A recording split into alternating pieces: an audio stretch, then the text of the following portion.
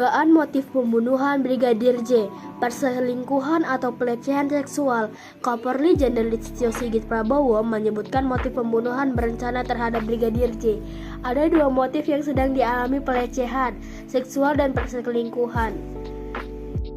Kronologi pembunuhan. 2 Juli 2022, istri Ferdy Sambo, Putri Chandrawati berangkat ke Magelang, Jawa Tengah. Putri didampingi oleh Brigadir J, Barada Likat Erizal, Brigadir Kepala Riki Rizal, Kuat Ma'ruf, dan Susi. Putri datang ke Magelang untuk melihat anaknya yang bersekolah di sana. 4 Juli 2022, ada saat di mana Putri tertidur di sofa. Kemudian Yosua hendak memindahkan Putri ke dalam kamar. Namun hal itu diurungkan Yosua lantaran dirinya dibentak oleh Kuat Ma'ruf. 6 Juli 2022, Ferdy Sambo menyusul rombongan Putri ke Magelang. Di sana Sambo berencana untuk merayakan hari jadinya bersama Putri. 7 Juli 2022, Ferdy Sambo kembali ke Jakarta. Kemudian Sambo menyebut jika ada perbuatan Yosua yang diduga melukai harkat dan martabat Putri. Hal itu terjadi pada tanggal 7 Juli sore hari di Magelang. Masih pada tanggal 7 Juli 2022 sekitar pukul 17.30 WIB di Magelang, Kuat Ma'ruf memergoki dan menegur Brigadir yang keluar dari kamar Putri. Kemudian ia mendengar Putri menangis di dalam kamarnya. Kuat Ma'ruf menyarankan Putri agar melaporkan apa yang didalaminya itu kepada Ferdy Sambo. Malam hari itu juga pukul 23.00 WIB, Putri menelpon suaminya Ferdy Sambo sambil menangis. Namun Putri tidak menjelaskan apa yang telah dia alami itu secara detail. 8 Juli 2022, Putri dan rombongan kembali ke Jakarta dari Magelang. Mereka berangkat menggunakan jalur darat hingga tiba di Jakarta pada sore hari. Saat tiba di rumah pribadi di Jalan Saguling, Jakarta Selatan, Putri menceritakan kepada Irjen Sambo tentang apa yang telah dilakukan oleh Yosua kepada dirinya. Mendengar cerita dari istrinya itu, Sambo murka. Terjadilah pembunuhan terhadap Brigadir J di rumah dinas Ferdy Sambo di Duren 3, Jakarta Selatan. Upaya agar masalah ini terselesaikan. Komisi Kepolisian Nasional berharap penyelesaian kasus pembunuhan berencana Irjen Ferdy Sambo secara profesional dan transparan bisa mengembalikan kepercayaan masyarakat terhadap Polri. Misi Ibu, perkenalkan kami siswa SMP Negeri 2 Bontang dari kelas 8G. Kami diberi tugas lapor IPS untuk mewawancarai Ibu tentang kasus Ferdy Sambo. Sebelumnya, perkenalkan, nama saya Rastia Agustina. Sebelumnya boleh tahu dengan Ibu siapa dan bagaimana pendapat Ibu tentang kasus Ferdy Sambo? Ya. Terima kasih anak-anak yang hebat dari SMP Negeri 2 Bontang. Saya Nur Laila dari Jalan Wortel 1 RT 09 di belakang kantor Telkom. Kalau menurut saya kasus Ferdy Sambo ini yang sangat-sangat luar biasa.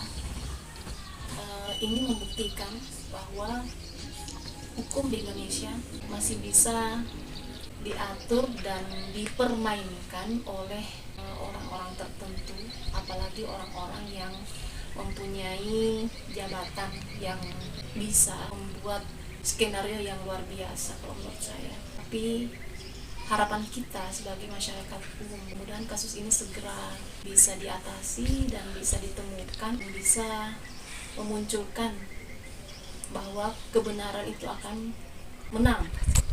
Kenapa? Karena jika kasus ini tidak segera diselesaikan dengan menemukan pelaku-pelaku yang sangat-sangat kejam menurut saya, karena bisa-bisanya membunuh, menghilangkan nyawa orang yang sudah selama ini mengabdi. Yang miris sekali sebenarnya, karena kalau dilihat kan Pak Sambo ini kan mempunyai tim ya, mempunyai orang-orang kepercayaannya, dan orang-orang ini betul-betul mengabdikan hidupnya untuk keluarganya, keamanannya sendiri. Bisa-bisanya dia menghabisi nyawa dari orang-orang yang sudah termasuk keluarga besarnya lah. Kenapa saya katakan keluarga besarnya? Karena apa? Karena selama ini kan Brigadir J itu kan tinggal di rumah Ferdy Sambo. Terus kok tega-teganya dia menghilangkan nyawa orang yang sudah seperti sebagian dari keluarganya itu sendiri. Makanya saya bilang sangat kejam. Ibu, terima kasih atas pendapatnya. Menurut Ibu, bagaimana solusi yang baik buat memecahkan kasus tentang Ferdy Sambo ini? Kalau seandainya bisa dilibatkan itu Uya-Kuya, itu lebih baik lagi. Artinya nggak terlalu berbelit-belit. bisa membantu terselesaikan kasus ini tidak terlalu panjang gitu durasinya. Ibu, terima kasih atas solusinya. Permisi Pak, perkenalkan kami siswa SMP Negeri 2 Bontang dari kelas 8B. Kami diberi tugas dari Bapak IPS untuk mewawancarai Bapak tentang kasus Verdi Sambo. Baik, sebelumnya boleh perkenalan nama Bapak siapa? Saya Yuswan Sabtopriyo. Bagaimana pendapat Bapak tentang kasus Verdi Sambo?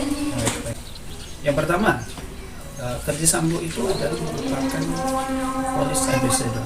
Maksudnya begini, adalah sebuah sosok yang ditampilkan di dalam popamnya ya. Itu adalah sebuah figur yang sangat-sangat mencerminkan nilai estetika dan etika dari kepolisian yang begitu hebat. Karena apa? Karena kepolisian kan selama ini di mata masyarakat kan kurang nilainya.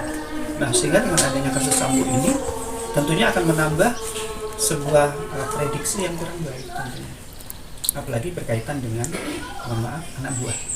Nah, anak buah ini kan merupakan sebuah senjata yang dipergunakan pada awal adalah untuk melindungi, mengamankan juga ya dari seorang pimpinan agar tidak terjadi satu hal yang terjadi pada pimpinan itu sendiri. Ini adalah merupakan hal yang paling krusial kalau menurut saya. Tetapi bagaimanapun juga dari kepolisian, dari Kapolri tentunya sebagai kepala kepolisian harus bertindak tegas dalam hal ini. Yang pertama adalah memproses kasus Verdi Sambo itu sesuai dengan aturan hukum yang berlaku. Jadi tidak boleh dianggap sebagai hal yang biasa-biasa aja, tetapi hal yang luar biasa. Sehingga terjadilah yang dinamakan kanker. Nah, kewajiban untuk sel yang kena kanker apakah didiamkan atau diangkat? Harus diangkat. Seperti ini juga Verdi Sambo di dalam tubuh kepolisian juga harus cepat diangkat. Karena kalau tidak, nanti dia akan menyebar ke seluruh tubuh Polri. Orang-orang yang tidak bersalah dipersalahkan, polisi yang sudah citranya bagus jadi nggak bagus. Nah, solusinya sekarang bagaimana? Selain yang pertama adalah mengangkat kanker yang ada di dalam tubuh, yaitu sel-sel yang memiliki sebuah kelainan. Juga hal-hal yang harus dilakukan adalah institusi polisi harus tetap mempertahankan citranya dengan baik, ya. Jadi menampilkan pelayanan kepada masyarakat juga dengan pelayanan yang terbaik.